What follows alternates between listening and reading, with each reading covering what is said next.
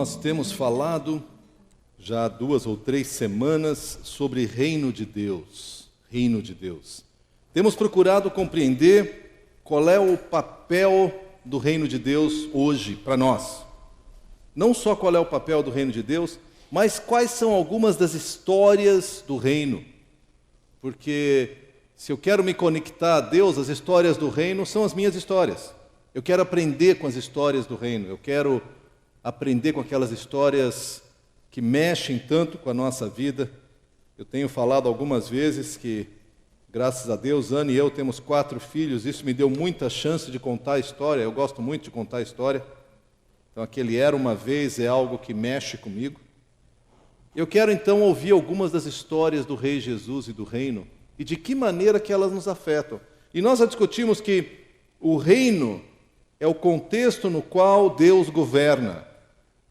Então, se Deus governa na tua vida, ali o reino de Deus se estabelece. Se Deus governa na tua vizinhança, na tua igreja, na tua família, no teu trabalho, nos teus atos em prol da sociedade, ali o reino de Deus se manifesta. Nós falamos também que o mundo no qual nós vivemos foi usurpado. E o usurpador odeia tanto o rei quanto o reino. Mas a pregação de Jesus é uma promessa contundente, ela mexe lá no fundo do nosso coração. E a pregação de Jesus é: arrependei-vos porque o reino está próximo, o reino está ao seu alcance. Dá para alcançar, tocar o reino. O que significa que nós não precisamos esperar a eternidade futura, lá no céu, quando então estaremos definitivamente no reino de Deus. Certamente estaremos. Mas hoje eu posso experimentar o reino, eu posso tocar o reino está próximo, o reino está ao nosso alcance. E eu digo isso porque com frequência eu encontro cristãos sinceros, que creem em Jesus, que participam alegremente da ceia e que se sentem derrotados no seu dia a dia. Eu não estou falando daquele ufanismo de que se você é crente você não terá doenças, não será demitido, tudo vai bem na tua vida. Não é isso que Jesus promete. Mas eu estou falando de pessoas que gostariam de sentir a presença de Deus, de ouvir a direção de Deus, de sentir assim, o amor de Deus, e não sentem. Cristãos que vivem o dia a dia, sim, vivendo uma vida moralmente aceitável, mas não é uma vida abundante como a palavra promete. É uma vida mais religiosa, uma vida domesticada. E isso é muito triste. Nós precisamos viver a realidade do reino. Hoje eu quero falar com vocês, estudar com vocês a parábola do semeador. Talvez uma das passagens mais conhecidas que nós temos entre as parábolas. Abre comigo ali em Mateus capítulo 13. Nós temos a parábola mesmo nos versos de 3 a 9.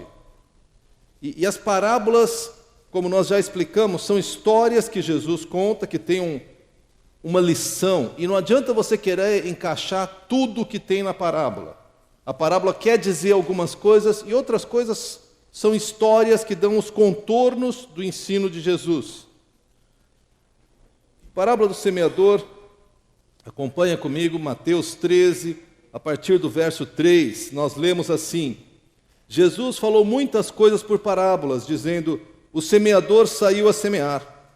Enquanto lançava a semente, parte dela caiu à beira do caminho, e as aves vieram e a comeram. Parte dela caiu em terreno pedregoso, onde não havia muita terra, e logo brotou, porque a terra não era profunda. Mas quando saiu o sol, as plantas se queimaram e secaram, porque não tinham raiz. Outra parte caiu entre espinhos que cresceram e sufocaram as plantas. Outra ainda caiu em boa terra. Deu boa colheita a 100, 60 e a 30 por um. Aquele que tem ouvidos para ouvir, ouça. Jesus contou a parábola, obviamente falando de algo que era extremamente conhecido por o povo daquela época. O semeador, após preparar o campo, ele saía com uma sacola e punha a mão e jogava a semente. Ele fazia um gesto assim de Só que com esse tipo de plantio, parte da semente caía num lugar bom e parte caía num lugar ruim. Representando isso, Jesus começou a falar, isso era do conhecimento de todos. É curioso, no entanto, porque ele ensinou por parábolas. E os próprios discípulos, quando ele terminou, perguntaram, mas por que o senhor fala por parábolas? Por que não ensina logo o que o senhor quer ensinar? E a verdade é que nos versos 14 e 15, ele nos explica por que ele ensina com parábolas. Nós lemos assim, versos 14 e 15. Neles se cumpre a profecia de Isaías. Ainda que estejam sempre ouvindo, vocês nunca entenderão. Ainda que estejam sempre vendo, jamais perceberão. Pois o coração desse povo se tornou insensível. De má vontade ouviram com seus ouvidos e fecharam seus olhos. Se assim não fosse, poderiam ver com os olhos, ouvir com os ouvidos, entender com o coração e converter-se, e eu os curaria. Aqui tem uma lição tremenda, que é a seguinte: é impossível ensinar quem já decidiu que não vai aprender. É ou não é? Já viu isso? Você vai ensinar a pessoa, ela já parou. É como discutir política com um fanático por qualquer partido. Não adianta o que você diga. Não adianta. O que você disser, não é assim. Não, mas eu conversei. Não, mas você está enganado. Não, mas ou discutir futebol também. Às vezes eu sinto que às vezes o fanatismo é quase o mesmo, ou pior. Ou religião, ou coisas assim. É muito complicado você discutir alguma coisa que a pessoa crê passionalmente e que ela não quer ouvir, porque ela não vai ouvir. Não adianta você fazer um circo, ela não quer ouvir. Muito do nosso evangelismo, do nosso compartilhar da nossa fé, tem que ser algo muito sensível para perguntar o seguinte: a pessoa quer ouvir? Ou será que eu estou tentando enfiar alguma coisa goela abaixo? Porque não vai descer. Não é por força ou por violência, mas o Espírito de Deus precisa estar tocando o coração da pessoa. Senão você vai entrar em discussões que são fúteis. Não que nós não tenhamos argumentos, mas a pessoa não está ouvindo. E nesse sentido, Jesus falou, eu vou ensinar por parábolas, porque quem quiser aprender, vai buscar e vai entender. E quem não quiser, não vai entender de jeito nenhum. E eu não quero entrar em discussões, em debates vazios. Mas mais interessante do que isso é que Jesus explica a parábola a partir do verso 18. E ele fala, portanto, ouça o que significa a parábola do semeador. Quando alguém ouve a mensagem do reino, não a entende, o maligno vem e lhe arranca o que foi semeado em seu coração. Esse é o que foi semeado à beira do caminho. Quanto ao que foi semeado em terreno pedregoso, este é aquele que ouve a palavra e logo a recebe com alegria. Todavia, visto que não tem raiz em si mesmo, permanece pouco tempo. Quando surge alguma tribulação ou perseguição por causa da palavra, logo a abandona. Quanto ao que foi semeado entre os espinhos, esse é aquele que ouve a palavra, mas a preocupação dessa vida e o engano das riquezas a sufocam, tornando-a infrutífera. E finalmente o que foi semeado em boa terra, esse é aquele que ouve a palavra e a entende e dá uma colheita de 100, 60 e 30 por 1. Nós percebemos que a mesma mensagem, a mensagem não é diferente. A palavra é a mensagem. E tem 4 tipos de solos: beira do caminho, terreno pedregoso, entre espinhos e terra boa. Simplificando.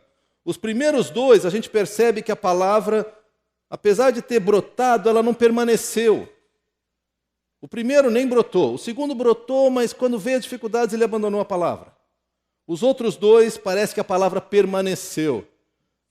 Como nós vamos ter o batismo na semana que vem eu quero falar da beira do caminho e do terreno pedregoso. Hoje eu quero falar desses outros 2.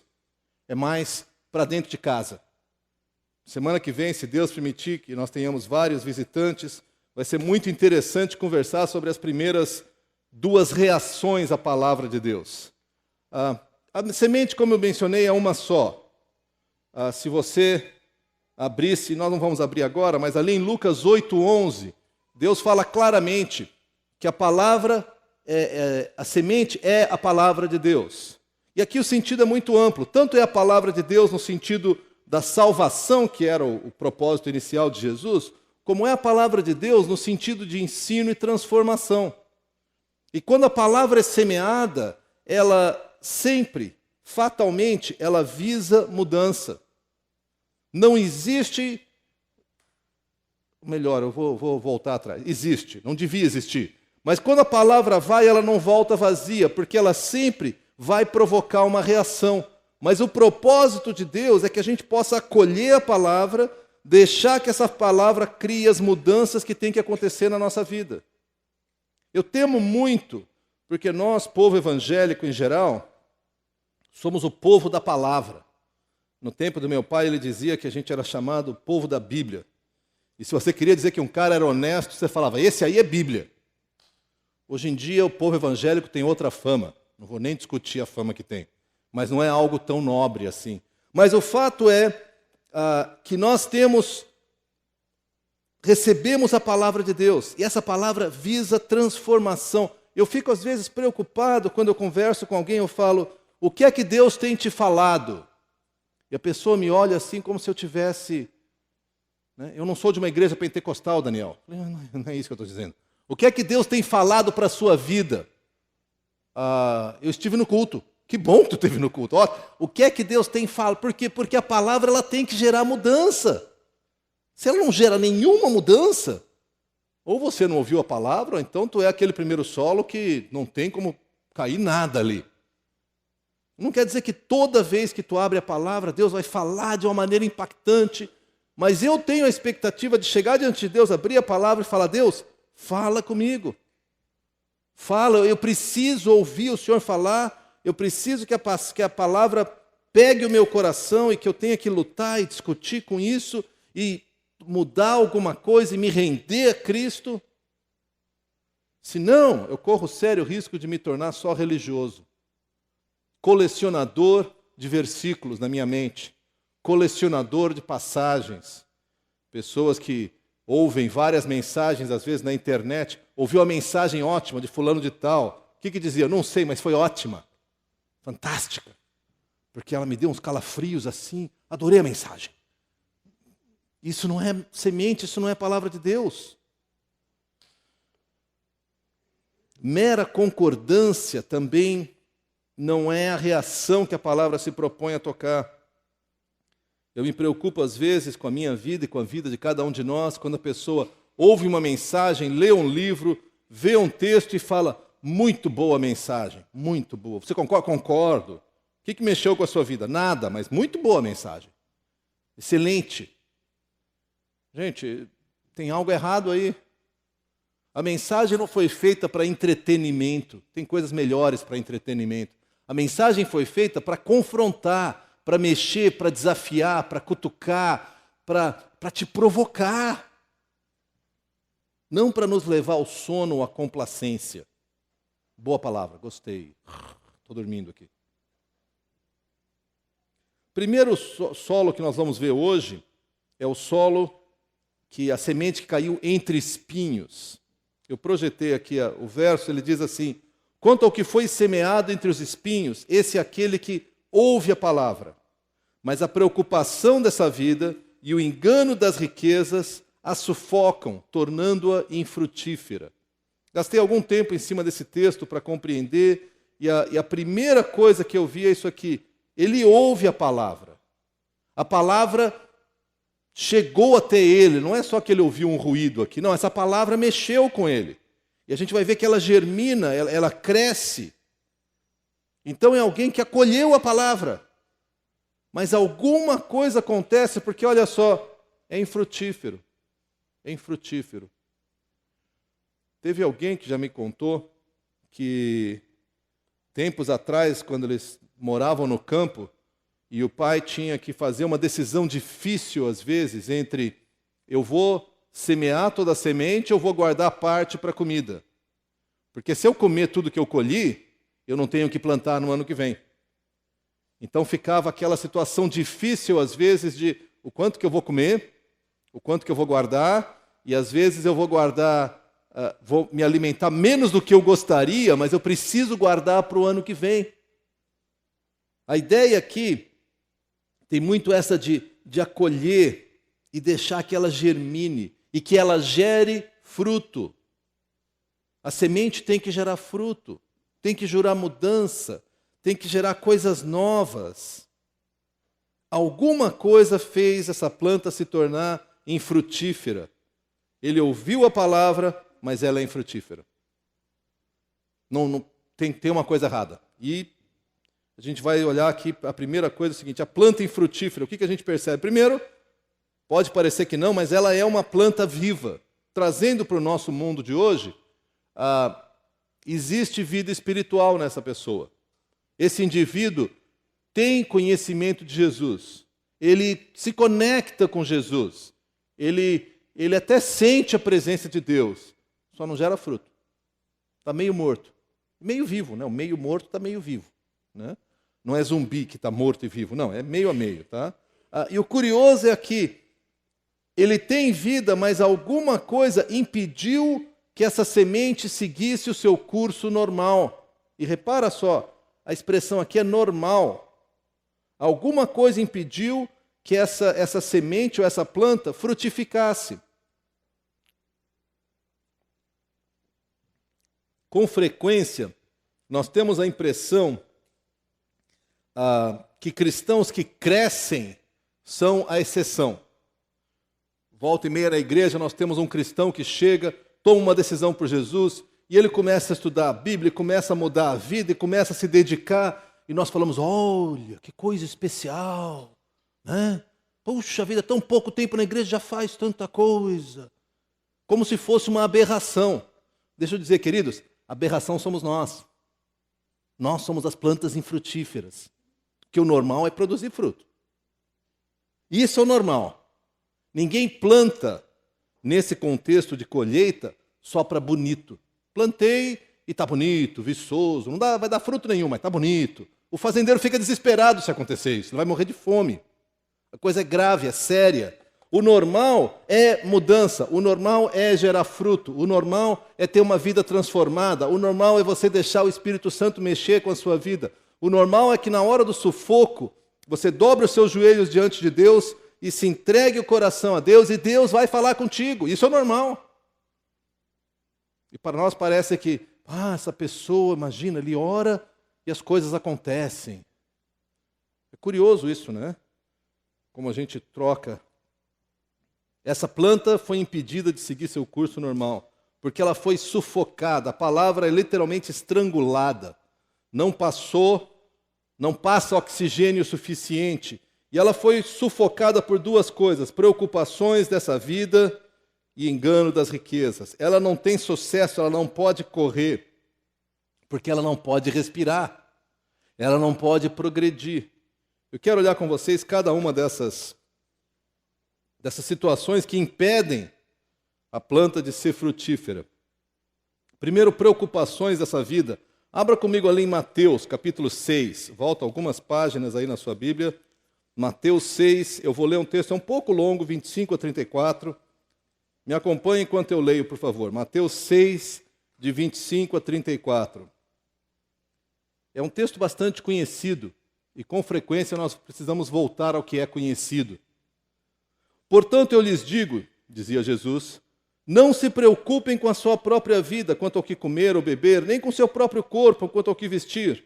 Não é a vida mais importante que a comida, e o corpo mais importante que a roupa?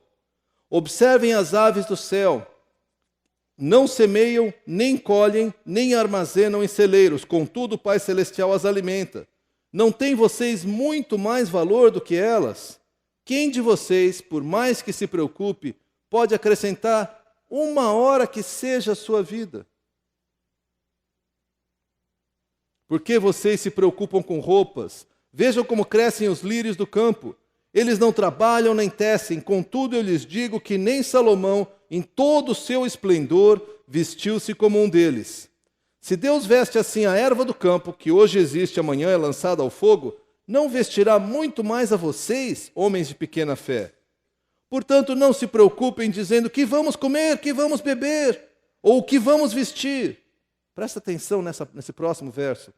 Pois os pagãos é que correm atrás dessas coisas, mas o Pai Celestial sabe que vocês precisam delas. Busquem, pois, em primeiro lugar o reino de Deus e a sua justiça, e todas essas coisas lhe serão acrescentadas. Portanto, não se preocupe com o amanhã, pois o amanhã trará suas próprias preocupações. Basta cada dia o seu próprio mal. Muitos de nós conhecemos essa passagem, já lemos, talvez já tenhamos ouvido mensagens a respeito dela, mas eu quero destacar o verso 32. Pois os pagãos é que correm atrás dessas coisas. Queridos, eu olho a minha vida, olho a nossa vida, e aqui eu estou falando de um modo genérico, e eu sei que a grande maioria de nós aqui somos crentes, mas eu temo dizer que muitos de nós vivem como pagão. Nenhuma diferença. Não, eu não peco, eu não faço tanta... pode ser, talvez tu não tenha os pecados horríveis, morais, que a gente vê por aí, talvez tu consiga... Mas a tua preocupação é aquela, como é que eu vou cuidar da minha vida? E a pergunta que eu vejo por trás é, quem tem o controle? Quer dizer, será que eu tenho que, eu consigo entregar o controle a Deus? Com isso eu não estou dizendo que você tem que parar de trabalhar. Eu estou dizendo que você faz o que pode e confia em Deus. Agora, como é difícil isso, né? E a gente se preocupa porque estão demitindo muita gente na minha empresa, vai que vai chegar a minha vez, e aí eu tenho essa conta, eu tenho aquela outra, eu já me pendurei aqui, estou pendurado ali, como é que eu vou fazer? E às vezes a gente passa a noite acordado com as contas por pagar, não ganha um centavo fazendo isso. Só esquenta a cabeça, perde sono e provavelmente vai trabalhar pior no dia seguinte. Mas é impressionante como nós estamos preocupados, e ele fala, quem pensa assim é pagão. Por quê? Porque o Pai sabe o que você precisa. O Pai sabe. Eu acho que no fundo, nós não acreditamos, e eu tenho usado isso várias vezes, né? Teologia básica. Deus é bom e Deus é poderoso. Se ele fosse só bom e não poderoso, como eu brinco, ele seria um Papai Noel celestial. Bonzinho, mas não resolve nada. Se ele fosse só poderoso e não fosse bom, a gente estava roubado. Que era raio na cabeça o tempo todo. Então, será que nós acreditamos que ele é bom e ele é poderoso? Porque se ele é bom e ele é poderoso, quando vem as tempestades da vida, e como vem, a gente pode começar a falar aqui, não para mais, eu vou ter que falar, Deus, eu não estou entendendo, mas eu sei que o Senhor é bom e o Senhor é poderoso. Se o Senhor é bom, o Senhor está preocupado com o meu bem. Se o Senhor é poderoso, essa tempestade que veio não é uma surpresa. Eu estou surpreso, mas o Senhor não está aí, o que aconteceu? Veio um câncer e eu não sabia. Veio uma demissão e eu não sabia. O filho rompeu com o pai e eu não sabia. Que Deus é esse? Mas a gente fica preocupado. Tem que guardar, não sabe como é que é o dia de amanhã, vamos fazer isso, vamos fazer aquilo. E a nossa preocupação é como a preocupação de um pagão, de um incrédulo. E nós falamos que temos uma alegria, uma segurança, e na prática nós vivemos tão preocupados, tão estressados, tão nervosos como todo mundo mais. Agora, eu falo isso, gente, não porque eu tenha isso resolvido na minha vida, gostaria de ter. Mas porque eu tenho certeza que Deus tem pedido de nós não só uma crença diferente, mas um estilo de vida, um estilo de ação, um estilo de comportamento que é diferente. Isso é viver no reino. Mas o que acontece? Meu filho não vai bem na escola, não preciso fazer alguma coisa, porque se ele não for bem na escola, ele não vai entrar numa boa faculdade, se não entrar numa boa faculdade, não vai conseguir um bom emprego, se não conseguir um bom emprego, não vai bem, e eu vou ter que, vou estar com meu filho de 50 anos morando em casa, o que eu faço com isso? Algumas dessas preocupações são legítimas. Mas, gente, ou nós cremos que Deus é bom e é poderoso, ou nós vamos fazer como os pagãos, que saem correndo para resolver tudo no braço. Como se resolvesse, mas a gente vai tentar. Com isso eu não estou dizendo, como já falei, que nós não devemos nos preocupar e nos esforçar. Mas existe o momento que eu falo, Deus, eu fiz o que eu podia. Estou fazendo o que eu posso. A partir daqui, ou o Senhor faz o milagre, ou eu não tenho para onde ir. E aquilo que o Senhor me mandar, eu posso não gostar, mas é para o meu bem. Difícil isso, mas necessário. Para a nossa própria tranquilidade. Então, a primeira coisa que faz a planta ficar sufocada, ele ouve a palavra, ouve que deve confiar em Jesus, ouve que deve entregar a sua vida por Jesus, ele fala, mas eu tenho o pagamento da casa. E tem aquele problema de saúde. E aí tem aquele outro problema, e eu não consigo respirar. Eu não consigo descansar em Deus. Porque eu tenho que resolver a minha vida. Quem é que tem o controle? Quem é que tem o controle da sua vida? E com isso eu não estou desprezando os problemas terríveis que nós enfrentamos. Eu sei de famílias que têm praticamente todos os tipos de problemas aqui entre nós. Desde falência, até doenças sem cura, até filhos que estão assumindo comportamentos que os pais preferiam morrer a ver o filho assumir esse comportamento. E aí vai a história, pode acrescentar. E eu não estou falando de ninguém específico, tá? Estou falando, tem vários casos de cada um desses. Preocupações dessa vida. Segunda coisa que sufoca o crescimento, que impede essa planta de dar o fruto que ela deveria dar, é o engano das riquezas. E eu quero enfatizar a questão do engano, porque às vezes nós achamos que é uma mera opção.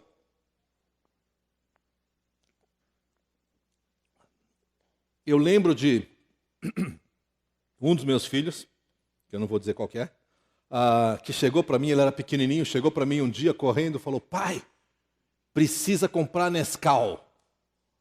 Eu falei, que bom, filho, né? Fala com a mãe. Não, porque o Nescau está dando casa. Eu sei que vocês querem comprar uma casa, compra Nescau que o Nescau vai dar casa. E tinha uma propaganda que tinha um cupom em cada 5 milhões de latinhas de Nescau que dava uma casa, alguma coisa assim. E ele, tudo resolvido, vamos comprar Nescau. Agora, é o tipo de engano típico de uma criança que viu a propaganda, não leu nas entrelinhas. Agora, imagina se ele continuasse comprando Nescau. Aos 15, 20, 30 anos, a casa cheia de Nescau, chegava lá, abria, jogava, não tem papel. Jogar. É loucura, não é? Nós íamos ficar bem preocupados com alguém assim. Mas é isso que a gente faz. É isso que a gente faz. A gente entra no engano das riquezas. Vamos olhar uma passagem que fala diretamente disso em 1 Timóteo. Carta que Paulo explica, incentiva o jovem pastor Timóteo como conduzir a igreja. 1 Timóteo, capítulo 6, eu quero ler os versos de 6 até 10. E nós lemos assim, 1 Timóteo 6, de 6 a 10. De fato, a piedade com contentamento é grande fonte de lucro. Para um pouquinho. Você deve ter ouvido que investimentos bem aplicados, e imóveis e outras coisas é grande fonte de lucro. Piedade é devoção a Deus. E contentamento é você estar satisfeito com o que tem. Não me parece o melhor investimento, é ou não é?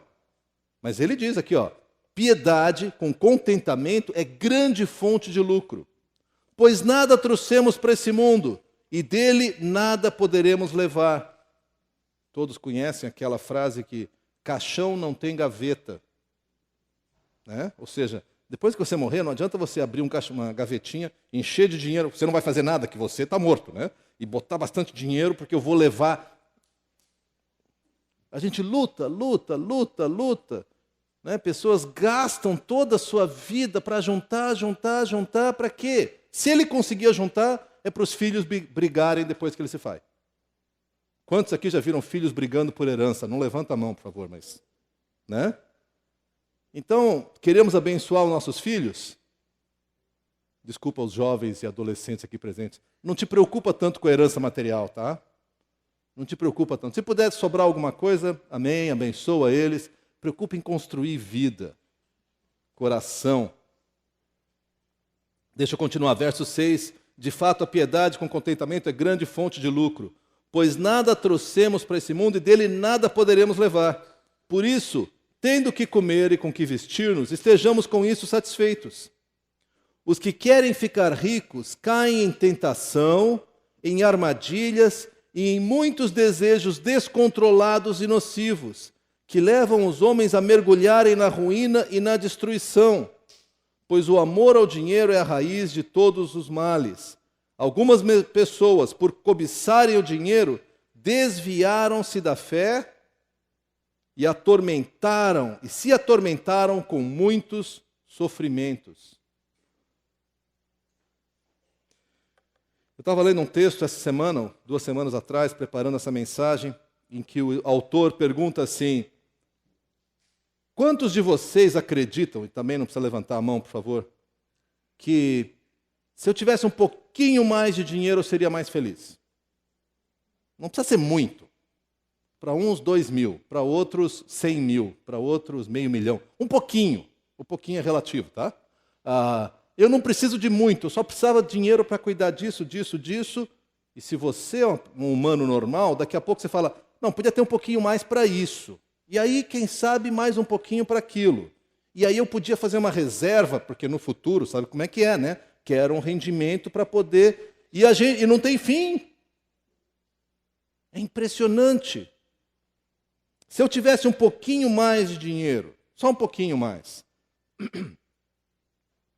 Na verdade, a pergunta que nós precisamos fazer é a seguinte: será que o dinheiro se tornou seu salvador? Será que você ora para que Deus te dê mais dinheiro? Na verdade, porque você fala, Deus, tu é legal, mas o dinheiro salva a minha vida. Então, me dá mais dinheiro que o resto eu faço. A gente não ora assim, eu espero. Mas, lá no fundo, repara bem o que ele diz. O que é que as pessoas que querem ficar ricos entram? Caem em tentações, armadilhas, desejos descontrolados. E mergulham em ruína e destruição. Algumas pessoas, por cobiçarem o dinheiro, desviaram-se da fé e se atormentam com muitos sofrimentos. Alguns dizem que o amor ao dinheiro é uma maldição, e alguns outros respondem, me dá mais dessa maldição, Senhor Jesus. Nós precisamos achar alguma coisa. A pergunta que eu quero fazer para mim e para você é, você contou o custo? Porque o dinheiro faz coisas, traz coisas, facilita algumas coisas e complica outras. O dinheiro, e repara que o problema não é o dinheiro, é o amor ao dinheiro. É aquela coisa de ficar apegado ao dinheiro. Uma das pessoas mais ricas que eu conheço pessoalmente, tenho o privilégio de ser amigo, é uma das pessoas mais generosas que existe. Ele dá dinheiro para todo lado, não vou dar o nome para ninguém. Ele dá dinheiro para os outros e Deus derruba mais na vida dele. O que ele faz gera dinheiro. É uma loucura. E ele já falou, pá, Daniel, Deus me usa para isso e eu tenho prazer. A última vez que eu conversei com ele, ele dava de 1/3 a metade da sua renda para missões, para a igreja, para abençoar pessoas. É claro que Deus vai canalizar dinheiro por esse irmão. Claro. Porque Deus vai distribuir o seu dinheiro dessa maneira, o seu recurso dessa maneira. É tudo dele. Eu quero olhar com vocês 2 exemplos. Primeiro exemplo, no Evangelho de Marcos. Dá um pulo comigo até o Evangelho de Marcos. Essa história tem nos 3 evangelhos, mas esse aqui tem uma expressão que eu gosto muito. Marcos, capítulo 10, versos 21 e 22. É aquela situação do jovem rico que chega para Jesus e fala, Jesus, eu quero ir para o céu, o que eu preciso fazer? Jesus olha para ele e fala, cara, você tem que fazer isso, isso, isso. E o jovem, na sua arrogância, fala, isso tudo eu tenho feito. Cumpri a tabelinha, Jesus. Eu cumpro a lei. Que mais? Uma atitude, não sei, eu pelo menos leio com uma certa arrogância. Aí no verso 21, Marcos 10, 21, eu gosto da primeira frase. Jesus olhou para ele e o amou. Jesus deve ter olhado todo aquele rapaz cheio de si, né? Quase não cabia dentro dele mesmo. E Jesus, imagino eu, balançando a cabeça e falando, querido, tu não entendeu nada, mas eu te amo. Quer ver, ó? Vou te dar a chance de se libertar da tua arrogância e do teu dinheiro. Jesus olhou para ele e o amou. Falta-lhe uma coisa, disse ele. Vá, venda tudo o que você possui e dê o dinheiro aos pobres, e você terá um tesouro no céu. Depois venha e siga-me. Você fala, nossa, que Jesus malvado, mandou ele vender tudo. Jesus falou isso porque o amou, porque viu que o coração dele estava escravizado. Então falou, querido, vou te dar a chave para a tua liberdade. Abandona tudo, vem comigo. Olha só o verso 22. Diante disso, ele ficou abatido. A maioria de nós ficaria. Afastou-se triste, porque tinha muitas riquezas. Jesus tocou o coração dele. Jesus sabia o que falava. Jesus falou, como Jesus o amou, ele foi lá e falou, olha, é isso que te falta. E acertou na mosca. Jesus sempre acerta na mosca, né? O coração dele estava escravizado ao muito dinheiro que ele tinha, as muitas riquezas. Vamos olhar outra historinha, para não ficar só nessa. Lucas 19. Lucas 19, versos 8 e 9. Aqui é a história de Zaqueu. Zaqueu, ele queria ver Jesus, mas era baixinho, subiu na árvore. Essa história as crianças todas conhecem, né? Ele subiu numa árvore para ver Jesus. Jesus foi chegando perto e falou, Zaqueu, desce, vou jantar contigo na tua casa. E Zaqueu desceu. Agora, Zaqueu era um dos principais corruptos da época. Estava em todas as CPIs de Israel naquela época, o nome dele implacava. Tinha gente brigando com ele, ele era um agente do exército invasor e explorava o povo ainda. Ele cobrava 10 e dava 2 para Roma, ficava com o resto para ele. E Jesus foi lá, entrou, convidou, conversou com ele. Olha só versos 8 e 9.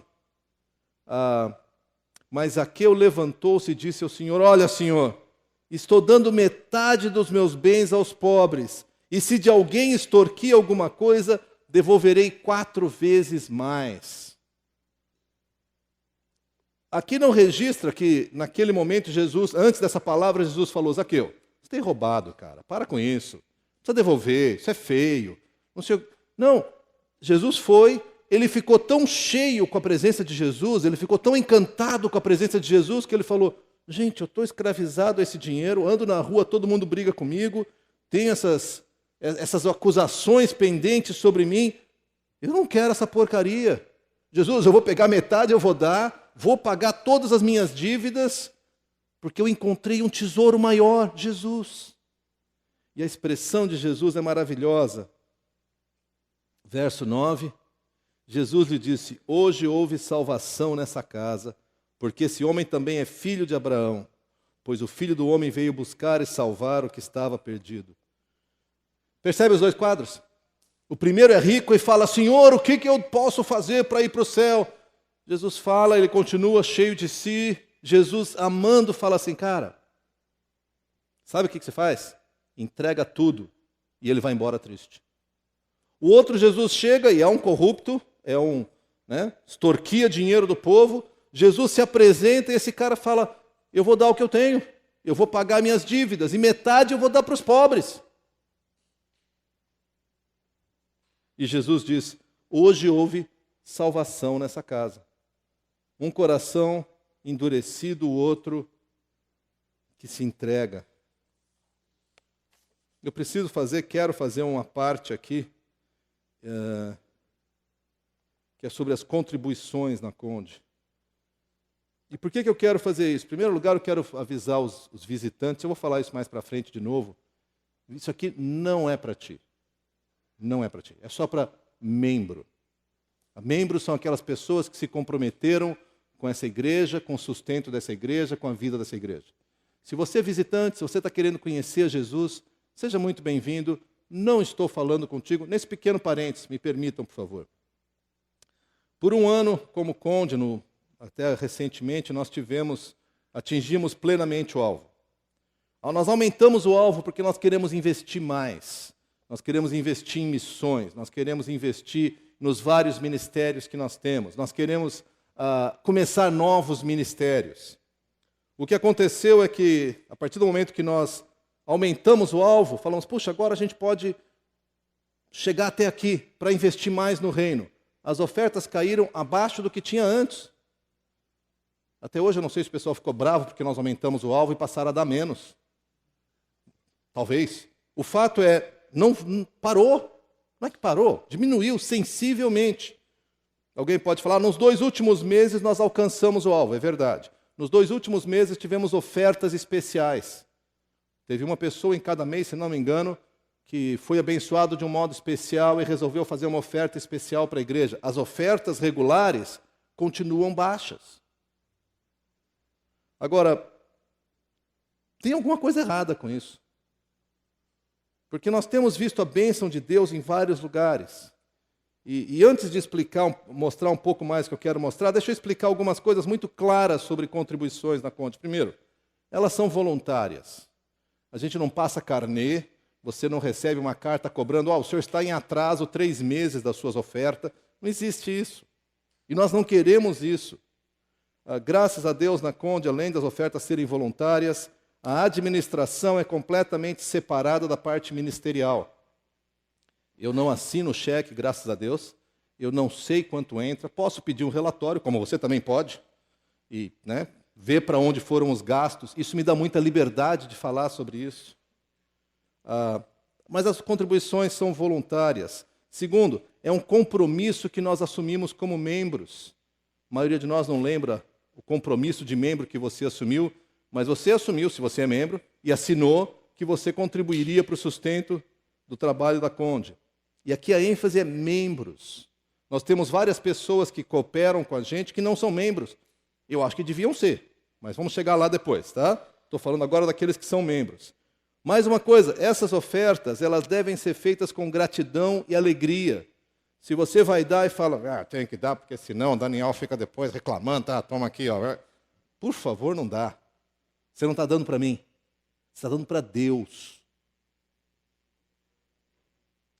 Mais uma coisa, eu creio que essas ofertas devem ser sacrificiais. Se você fizer, como eu fiz e confessei para vocês aqui há 2 meses atrás, esperar o final do mês para ver quanto que sobra, eu garanto para você que não sobra. A minha experiência é sempre essa. Se eu falar, eu vou pagar umas contas, aí no final do mês, o final do mês chega atropelando e você não consegue terminar de pagar as contas. Então, há um ato de fé que é o seguinte, eu vou dar uma quantia aqui, Deus, com medo de que isso aqui vai me fazer falta, mas é um passo de fé de que o Senhor vai suprir. Está aqui, ó. Porque é o Senhor que dá tudo. Eu estou dando aqui um símbolo da minha oferta. Eu fiz um cálculo, e de novo, não sendo da área de finanças, eu diria graças a Deus, porque aquilo me confunde tremendamente. Eu peguei uma média mensal dos membros acima de 18 anos, não estou falando com a gurizada, tá? Acima de 18 anos, membros. Mais uma coisa importante, casais, eu coloquei como um só, a gente chama de unidades, né? Então, peguei, se são 2 que são membros, eu conto como um, porque é um casal, obviamente a oferta deles em geral vai vir junto. E eu não olhei o quanto que a pessoa dá. Eu unicamente olhei assim, se a pessoa contribui. Eu sei que tem uma pessoa extremamente fiel que contribui todo mês R$12. R$12, todo mês é R$12. Isso é fidelidade diante de Deus. Então, eu não estou falando de quanto a pessoa contribui, mas para vocês terem uma ideia, no mês típico esse ano, 1/3 da igreja aproximadamente contribuiu, 2/3 não contribuiu. Ele não contribui nesse mês, mas ele contribui no outro. Pode ser, aí no outro o primeiro não contribui. Então é mais ou menos 1/3 que... E não estou falando de valores. Qualquer contribuição. Qualquer. E fica pior, especialmente para a gurizada. Gurizada não, para o pessoal mais novo. Deixa eu fazer uma outra comparação que eu olhei, que é isso aqui, ó. Para o pessoal acima de 51 anos, é quase meio a meio. Ou seja, o pessoal com mais de 51 anos, num mês típico, quase metade de nós fazemos algum tipo de contribuição. Pode ser R$5, mas eu faço algum tipo de contribuição. Metade não faz. Nós não temos metade de desempregados. Não temos. Nem perto. Agora, fica pior. Entre o pessoal de 18 a 50 anos, 1/4 contribui. Qualquer valor, qualquer valor. Eu sei que tem adolescentes que eu não incluí aí, porque não tem 18 anos, que contribuem com R$9 todo mês. Estaria no contribui. Simplesmente a pessoa não contribui. Eu queria lançar um desafio para vocês. Sei que nós estamos chegando no final do ano e o pessoal fala, tem 13º, tem gente que já comeu o 13º, 14º, se tivesse em 15º já estava enforcado com 15º também. Queria propor um desafio para nós como igreja. Você fala, Daniel, eu não consigo dar nada hoje, porque eu estou assim, tem gente batendo na minha porta. Você consegue dar R$5? R$5. Eu gostaria, e se isso acontecer, eu quero não só louvar a Deus, mas celebrar com vocês, que no mês de novembro, a gente inverta essa proporção. Que 75% das pessoas da igreja contribuem. Você fala, Daniel, mas eu não posso. Dá para ser 5? Dá para ser R$1? Ah, não vai fazer diferença. Eu não estou preocupado no momento com a diferença que faz, porque Deus supre. Deus vai suprir. Vão haver ofertas especiais, vão haver pessoas que vão suprir. Nós hoje estamos retendo assim nossas despesas ao máximo, porque nós, por princípio, não vamos entrar em dívidas. Não vamos.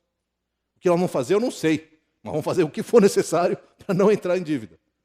Mas eu queria pedir de ti um desafio de fé. Você fala, esse mês, com aperto ou sem aperto, eu vou contribuir. Para Deus. Pode ser R$20, pode ser 5, pode ser 10, pode ser 2. Eu acho que a maioria de nós pode passar de 5. Desconfio que passar até bastante de 5, mas isso aí é entre você e Deus. Não vou acompanhar, não quero acompanhar, mas eu gostaria, porque eu creio que isso aqui é um símbolo do nosso engano das riquezas. Por que a pessoa não contribui? Se você tem um problema com o jeito que o dinheiro está sendo gasto, por favor, vem conversar com alguém da liderança. E fala, eu não contribuo porque vocês estão desperdiçando dinheiro. Vem falar para a gente tentar corrigir ou explicar ou sei lá o quê. Mas se o teu argumento é, eu não dou porque não faz diferença, porque eu não posso, querido, por favor, você provavelmente está começando a escorregar no engano da riqueza. Você fala, Daniel, não é engano da riqueza, é engano da pobreza. Que seja, você não está confiando no Senhor que provê. Nós podemos fazer isso. Você pode fazer isso. Eu não estou falando de quantidade, eu estou falando de um coração que é fiel e fala, Senhor, eu vou dar aquilo que eu posso dar com alegria e vou dar para o Senhor, para cultuar o Senhor. Deixa eu avançar que esse assunto é delicado. Finalmente chegamos à terra boa, ainda bem que tem terra boa, né? Senão ficava difícil. Mateus 13, 23, nós já lemos, diz assim, e finalmente o que foi semeado em boa terra, esse é aquele que ouve a palavra e a entende e dá uma colheita de 100, 60 e 30 por 1. Repara só, esse é aquele que ouve, assim como o outro também ouvia, lembra? É a mesma coisa. Boa terra é aquele que recebe a mensagem e ouve. Ele ouviu. Que bom que ele ouviu. Mas ele não para só no ouvir, ele entende, ele processa a palavra. Não é só aquela que entra e fala, falou bem, né? Falou, o que foi? Eu não sei, mas falou muito bem, gostei. Foi. Não, foi meio comprido, mas foi bom. Não, foi legal. Gostei da piadinha, gostei. Não, ele entende, ele absorve aquilo. E, obviamente, vai dar colheita. Claro. Olha comigo um exemplo muito claro de terra boa, em Tiago, no livro de Tiago, mais ali para o final do Novo Testamento. Tiago, depois de Hebreus, se você não se localizou. Tiago, capítulo 1, eu quero ler versos 22 a 25. Tiago 1, 22 a 25. Repara só como Tiago fala sobre ouvir e entender a palavra.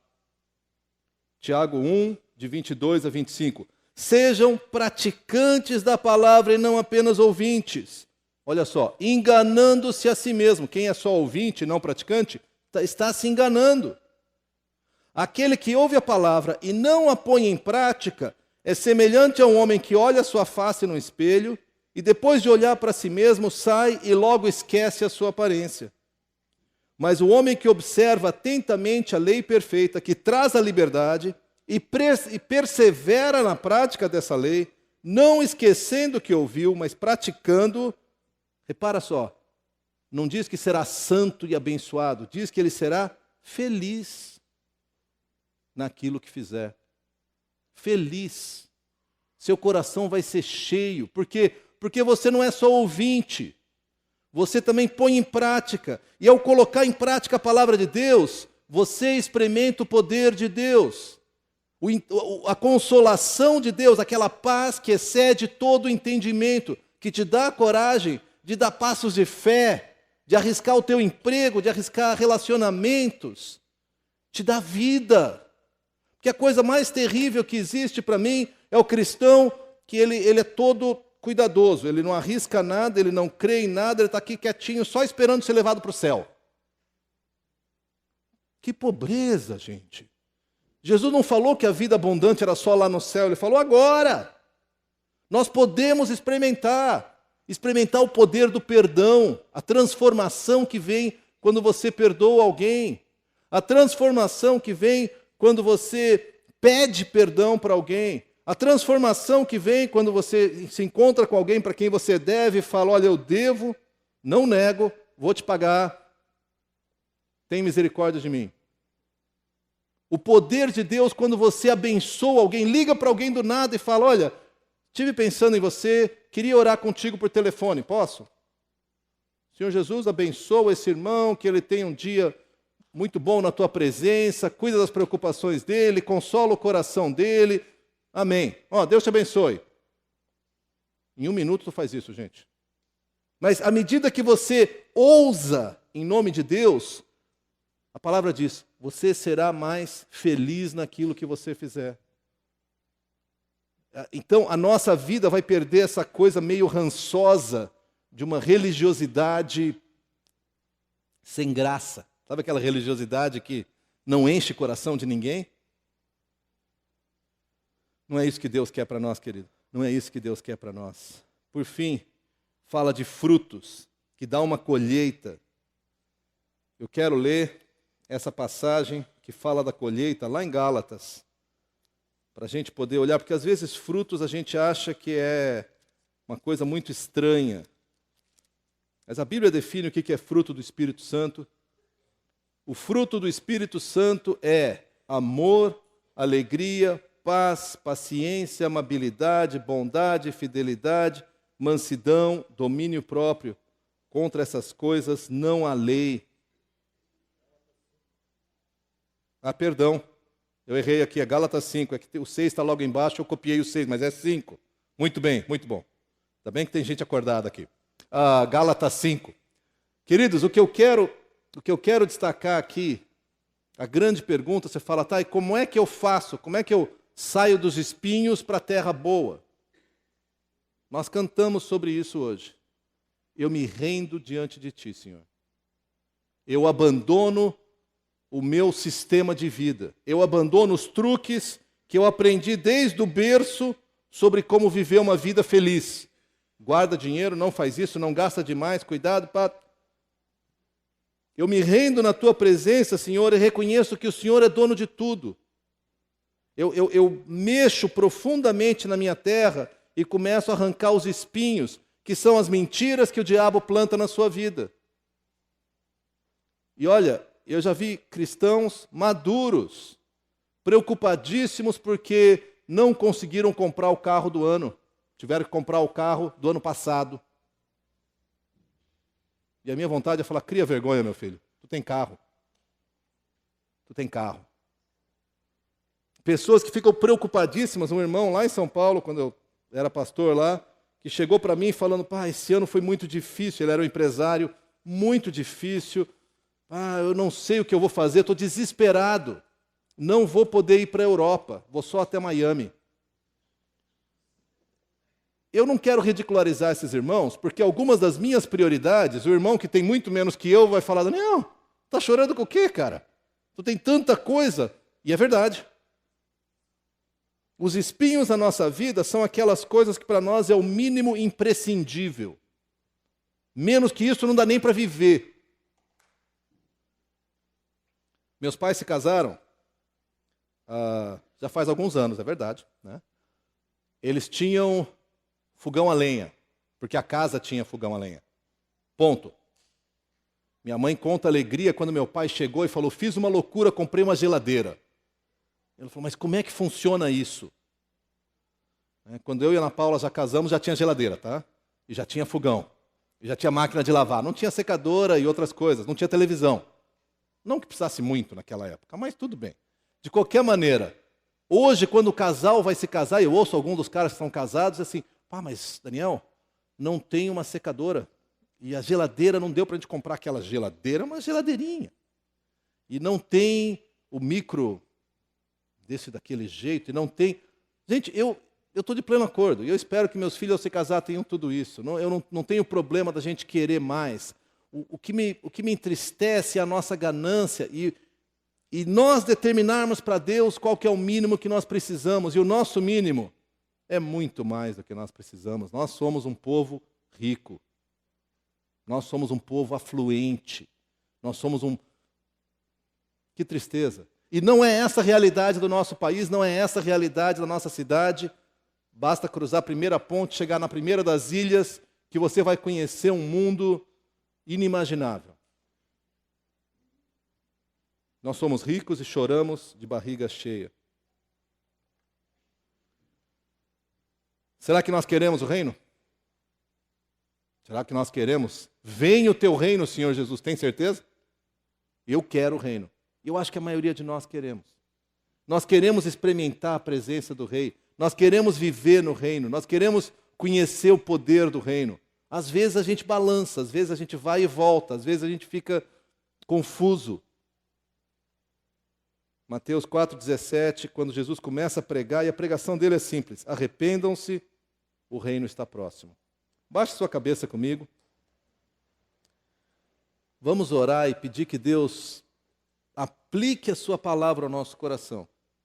E que a gente possa sair daqui com o coração transformado. Transformado. Senhor, nós nos rendemos a teus pés, Pai.